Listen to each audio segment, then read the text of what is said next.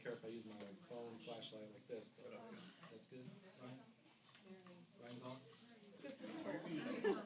You knew that. How's everything going?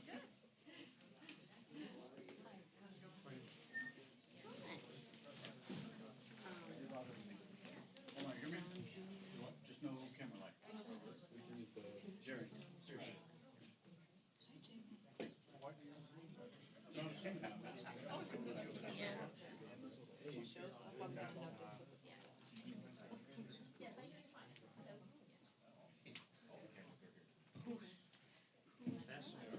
They're on, tell them, channel 2, guys. Watch out. We're not trying to. Okay. I know better. I know. Oh my goodness.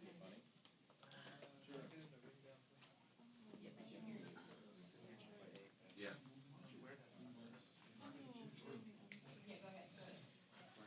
We had a big one. This is what you're doing.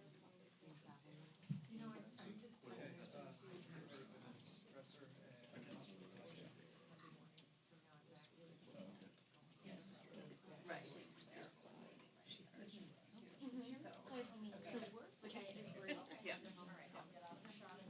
And I just texted her too, so it's awesome.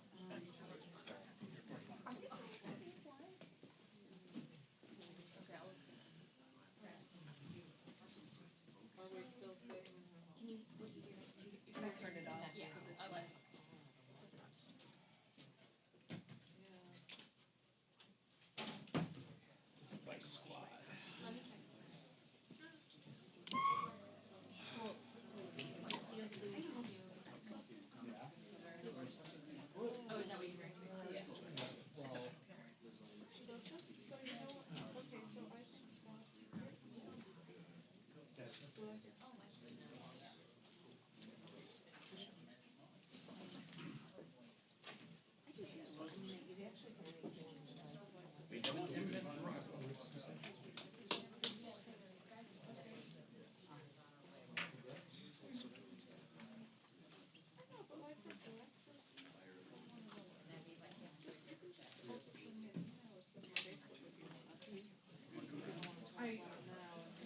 Stop.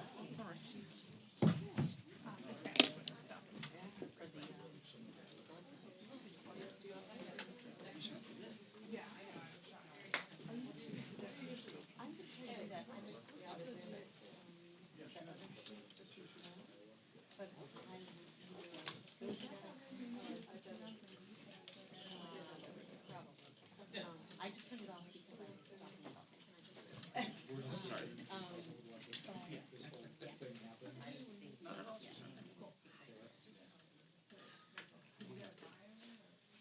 You're here for a while. You were here, no, you were here for cutaway.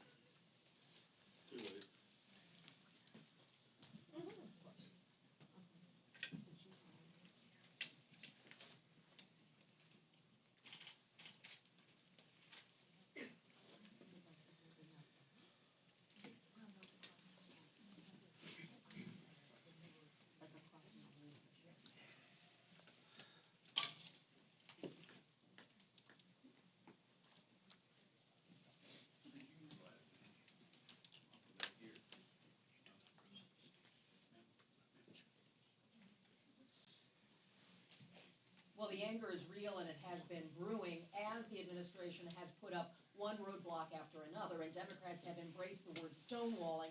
And more we do hear them talking about impeachment. But those who have the decision-making power have been more reluctant to go down that road too quickly. I'm thinking, of course, of Gerald Nadler, who's the chairman of the House Judiciary Committee, who acknowledged that part of the work they're doing in trying to hold the Attorney General in contempt of Congress is to get the Mueller report and the underlying information, documents, and so forth that's a part of that, he acknowledges could be part of an impeachment proceeding, but they are operating on some different tracks. We expect to hear from House Speaker Nancy Pelosi at any time. If she walks into the room, I'll take my seat quickly and you'll move on. But we think that she has all of the power here, and one of the key questions will be the timing. The House committee voted to hold the Attorney General in contempt. That's just step one. The full House needs to consider it, and that becomes a tactical decision for the House Speaker. When does she want to hold this vote? When would it have the most impact? And one of the concerns for Democrats is there's a clock running. If this is a civil contempt, it goes to the courts, and courts are not moving at the kind of speed that the campaign cycle is in. And one of the concerns raised by some Democrats is an urgency to litigate these issues while there is a time for the American people to consider it as voters. It's not that far away, even though 2020 feels some distance off. So that's one of the considerations here, the timing, the strategy, how it should fit into the larger picture of what will this Congress do to try to hold the administration to account, not only with the Attorney General, but so many of the other issues, as this White House has made it clear that cooperation is not its intention. It plans to try to block and stop where it can. House Speaker Nancy Pelosi's got power of her own, and we'll see how she intends to use it. Hallie?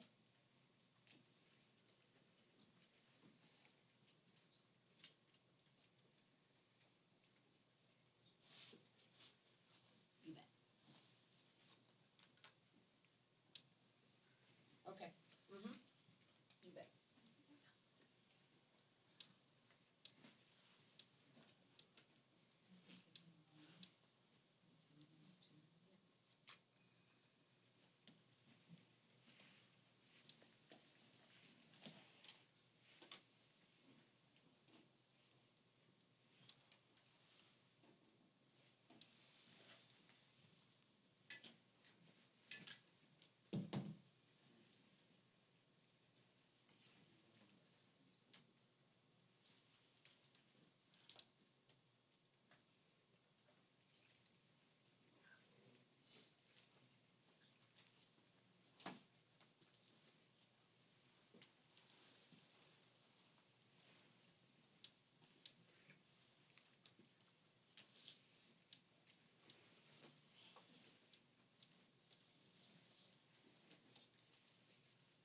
When?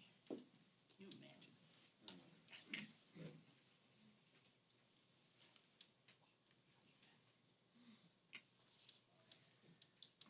18 to 135. I think it's a 6400, 6500.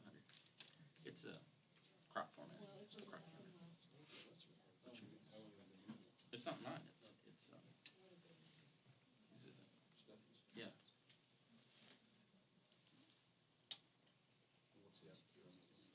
Oh, I'm sure it's 3545 or something. 3556. But it's a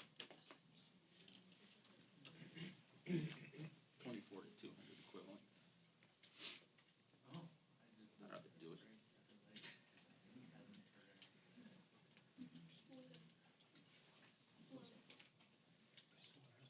Lotus? It's weird.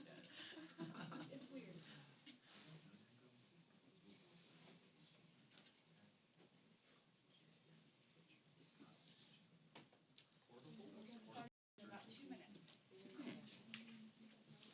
A lot can happen in 2 minutes.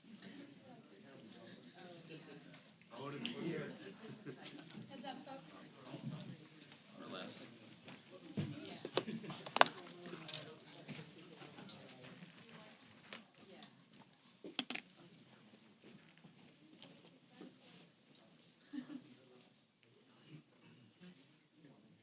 Yeah, Friday. Made it, yeah, you saw me the other day, said nothing. You should just stick to my policy, which is never coming in anyone's head.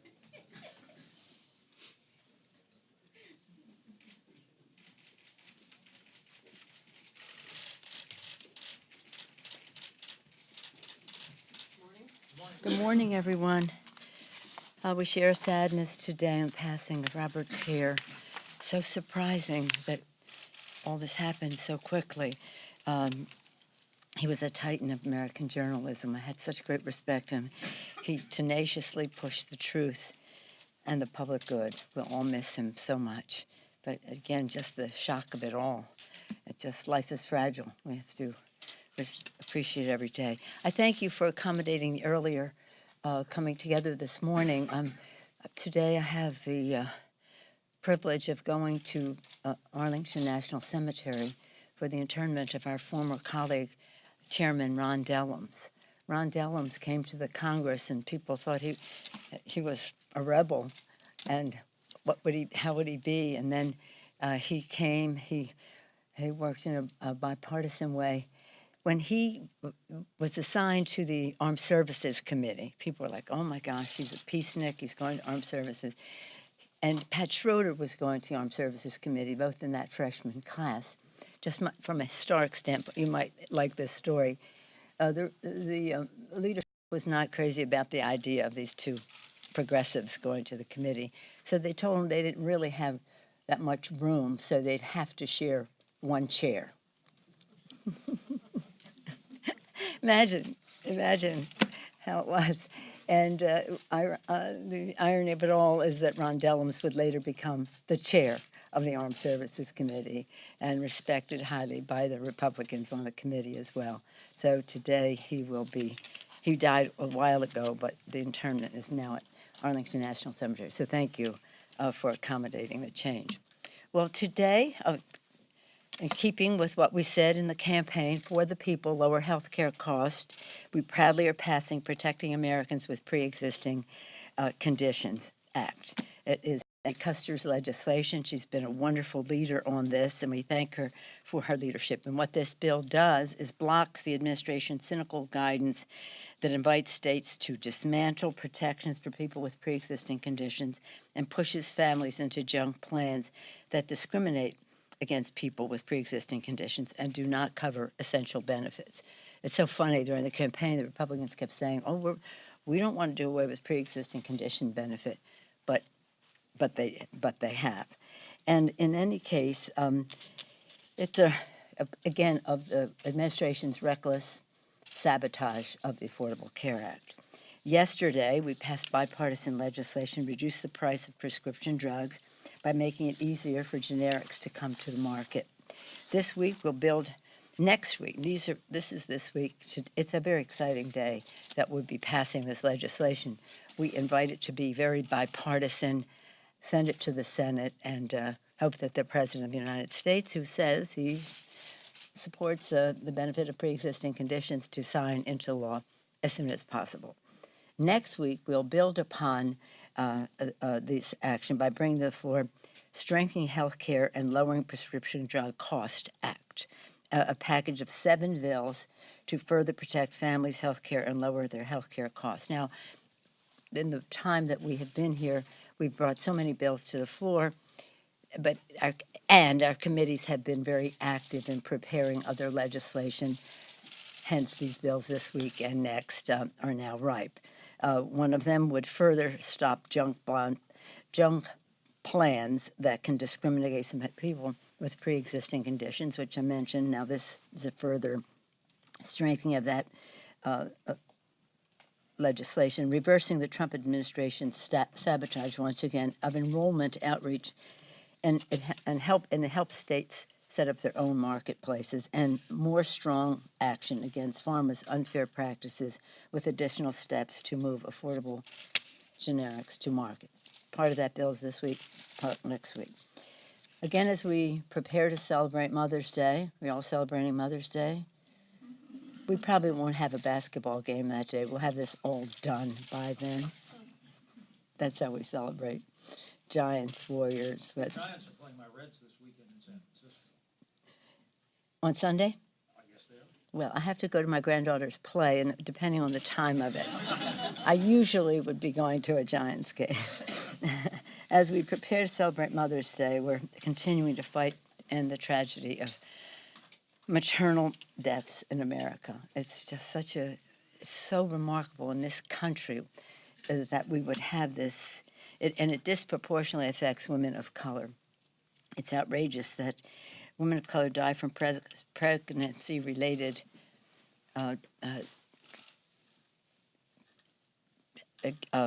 complications, I guess is the word I'm looking for, complications at 3 times higher than white women. Women of color die from pregnancy-related complications, 3 times higher than white women. We salute the leadership of members to end this needless tragedy. Alma Adams of North Carolina and a freshman member, Lauren Underwood, are launching a Black Maternal Health Caucus, and we look forward to working with them. And now, in terms of the disaster assistance, this week our Democratic majority is advancing a robust, urgently needed relief bill for disaster-struck communities. In January, the House passed a strong emergency. The Democratic House passed a strong emergency disaster relief bill. And as you know, there have been some disasters since then, so this bill on Friday will address those. But the Republican Senate has done nothing. They haven't taken up one bill. They hadn't initiated their own bill. And while they delay and drag their feet, the devastating floods have wreaked havoc and historic damage in the Midwest. So sad. Our bill builds on the last supplemental, as I mentioned, bringing an extra $3 billion specifically for Midwest flood relief. We will pass this bill immediately tomorrow. Disaster-struck communities can't afford the Republicans in action on this. So hopefully the Republicans in the Senate will, the combination of our earlier bill and this bill that addresses more recent disasters will be something that they will let us proceed on. I've said it before, maybe not to all of you. Mitch McConnell in his political solicitations describes himself as the Grim Reaper.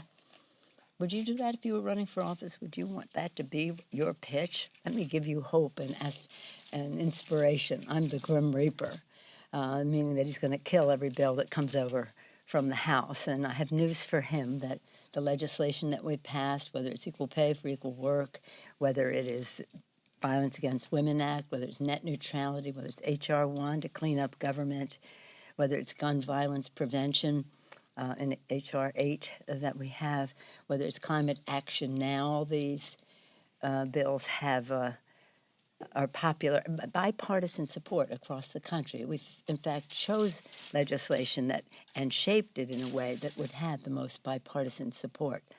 Again, President Lincoln, public sentiment is everything. With it, you can accomplish almost anything. Without it, practically nothing. So the Grim Reaper is going to be hearing from the alive and well people out there who care about this legislation. And many people do. It's funny how, not funny, it's interesting to observe how many of the groups, whether we're talking about gun violence, whether we're talking about climate, whether we're talking about many of those subjects, it all comes back to health and well-being of the American people. Clean air, ending the gun violence epidemic, and the rest. So we have an opportunity. So the people want action. We're going to demand it from the special interest Republican Senate. The American people will make their voices heard. Questions? Yes, ma'am. Your committees are doing subpoenas and holding the Attorney General in contempt, but as a practical matter, do those measures have any teeth behind them that will really compel the administration to comply with your requests? Well, thank you for your question. I'm very proud of the work of our committees and our chairman. They are patriotically, not passionately or not politically or in any way going forward, following the facts, leading to subpoenas, and then when they are ignored, perhaps contempt or to go directly to court. That's up to the committee chairs to give us their guidance, because they have worked so hard on this and they know the territory very well. If your question is, will the administration violate the Constitution of the United States and not abide by the request of Congress and its legitimate oversight responsibilities, well, that remains to be seen. Every day they are advertising their obstruction of justice by ignoring subpoenas and by just declaring that people shouldn't come and speak to Congress so that the American people can find out the truth about the Russian disruption of our election so that it doesn't happen again. So yes, I do think it has they have teeth. Yes, ma'am. Madam Speaker, can you update us on when you will schedule the contempt vote against AG Barr? And also, do you agree with Chairman Nadler that the country is currently in a constitutional crisis? Yes, I do agree with Chairman Adler because the administration has decided that they are not going to honor their oath of office. Now, he's staked out because he has seen so much in the committee work. I'm very proud of the Judiciary Committee and the work that they have done. In terms of timing, when we're ready, we'll come to the floor. And we'll just see, because there may be some other contempt of Congress issues that we want to deal with at the same time. And to follow up to that, if And he wants to do it as soon as possible, and so do we. if you do agree that the country is in constitutional crisis, doesn't that devalue the argument of also showing restraint? Doesn't that take away from the emergency element of that? No, I don't think so. I think that what we want to do is get the facts. We want to do it in a way that is the least divisive to our country and the most productive. We're asking in the constitutional way for the administration to comply. We still have more opportunities. We'll see if Mueller will testify, and that will make a big difference in terms of where we go from here. Madam Speaker. But Madam Speaker, if this truly is a constitutional crisis, how can that not change your thinking or the calculus regarding impeachment? Well, we have investigations that will give us the facts and the truth.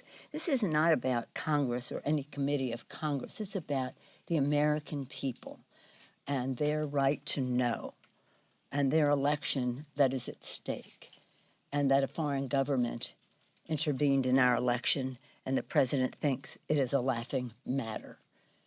It's appalling that this administration would not even pretend to want to protect our elections and, in fact, be an obstacle to our finding out more about how it happened so we can prevent it from happening again. And so, again, to look to history in the Nixon experience of whatever you want to call that, it was months of hearings and investigation before they got to a place where they had a compelling argument that even the Republicans had to go to the president and say, it's over. But you have to have, as I say, we follow the facts. You don't know this, but for 7 years I was on the Ethics Committee, and I really did pay my dues to the Congress of the United States. Everybody has to participate in some way so that we can have our Congress operate at the highest standard, but it is heavy lifting because you're making judgments about your colleagues. Nobody wants to do that. However, we were always instructed it's not about hearsay, it's not about politics, it's not about personalities, it's about the facts, the law, and in that case, the rules of the House. And that is the path that I am following. It's about the facts and the law.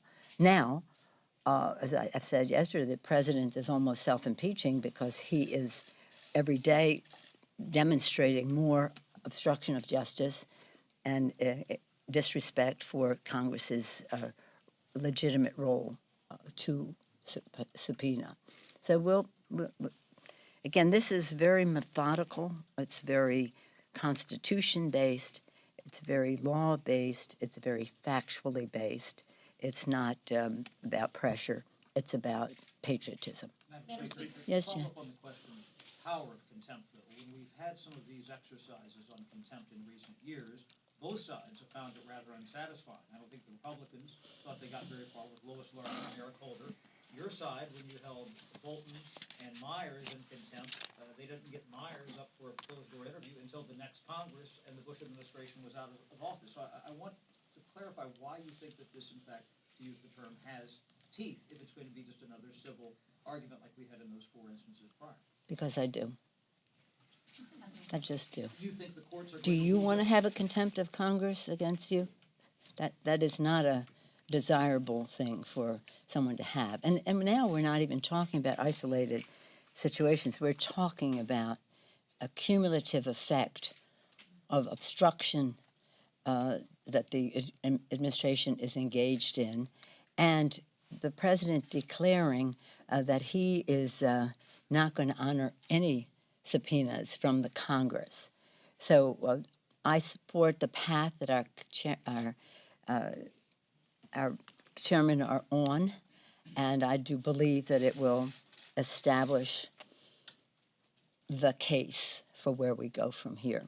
Madam Speaker? Yes, you ma'am. also This talked has to be the about last question because of the funeral. I'm the sorry. president goading you into impeachment. How do you balance dealing with that impulse as you perceive it from the president and the kind of timing that you've talked about here about the methodical nature and knowing that the courts have their own time? And some of your members are quite anxious to see things moving expeditiously. How are you going to balance that? We're going to do the right thing. That's just the way it is. And it is going to be based on fact and law and patriotism, not partisanship or anything else. I see in some of your metropolitan journals or other reporting that, it's political, they don't want to, it has nothing to do with politics. It has to do with e pluribus, what our founders, the guidance they gave us from any one. They could imagine how many or how different we'd be, but they knew we had to be one. Impeachment is one of the most divisive things that you can do, dividing a country, unless you really have your case with great clarity for the American people. So what we want to do is balance, you're always balancing equities. The equity of the truth being known, made known to the American people. They are owed the truth. Uniting our country, keeping our country united when is one in furtherance of the other, or is one to the detriment of the other. That's a judgment that we have to make. And yes, there is some enthusiasm, but by and large, it's not as, you act as, sometimes people act, I'm not saying you, but sometimes people act as this, impeach or nothing. No, it's not that. It's a path that is producing results and gathering information. And some of that information is that this administration wants to have a constitutional crisis because they do not respect the oath of office that they take to protect and defend the Constitution, support the Constitution of the United States. 3 co-equal branches of government, separation of power. They don't support that, and that's what they're trying to, that is what, understand, because Chad used the right word, power. It's about power for them. And for the Republicans, as I said to you in a previous meeting, Barr, McConnell, Trump, their common bond, a special interest is in our country, whether it's the gun interest, whether it's the fossil fuel industry, not to paint everybody in one of those categories with the same brush. But I do paint Barr, McConnell, and the president with the same brush, that they are here because they're anti-governance of any governance role in addressing climate change, addressing the epidemic gun violence in our country, to name just 2. So people have to understand what this means in their lives. Yes, it's an academic discussion in Washington, D.C. for some people, and we have the responsibility to protect and defend the Constitution. That's the oath we take. But people also have to know that there's a policy agenda that goes with it, which says we don't want any governance that's going to have protections for you and your life, whether it's the air your children breathe or the fact that gun violence is so rampant in our country and becoming such an occurrence that it breaks your heart. We passed our bill. We took action. It was an early priority. It was a promise we made. It's a promise we kept in the House. American people support gun violence protection. And Mitch McConnell says, Grim Reaper, dead on arrival. I don't think so. So again, this is not something that is just about their behavior and their obsession with holding power. It's about what that power in their hands means to the American people. And that's part of our fight as well. But whatever we think about policy, just to understand where we are, the fact is our judgment has to be on the facts of what they did in relationship to the law. And we will go forward with that. And we won't go any faster than the facts take us or any slower than the facts take us. Thank you very much. Did you see Dan? Went till after 1 o'clock at night. What's that? Oh, yeah, I know. Go Reds this weekend.